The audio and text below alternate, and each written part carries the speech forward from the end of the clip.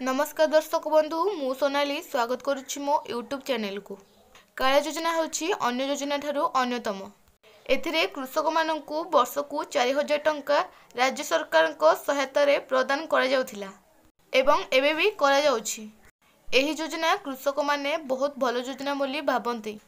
कालिया योजनार टंका कोन पय मिलो नाही केमिति मिलिबो आजिर वीडियो रे मु संपूर्ण अपडेट जणाई देबी। जानिबा पय वीडियोटी को बिना स्किप रे शेष पर्यंत देखंतु। वीडियोटी पसंद आसिले वीडियो को लाइक करी आम चैनल को सब्सक्राइब करिवे एवं पाखरे थिबा बेल आइकन को प्रेस करी रखिबे।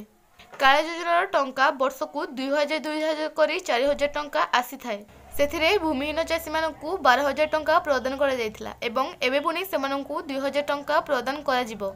आपण क्षुद्रतम चाषी बा नाममात्र चाषी कमेंट माध्यम रे जणातु। जति आपण भूमिहीन चाषी तेबे आपनकु 2000 टंका मिलिबो।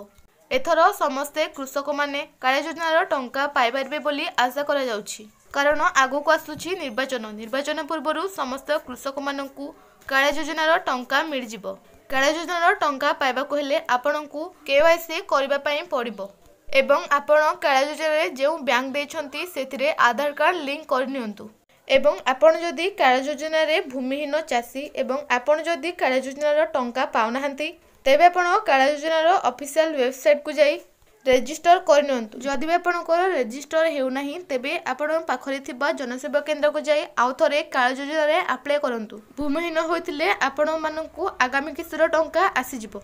कारण एबे निर्वाचन पूर्वरु समस्तंकु कालिया योजनार टंका मिल जिवो बोली राज्य सरकार को तरफरु सूचना मिलिछि।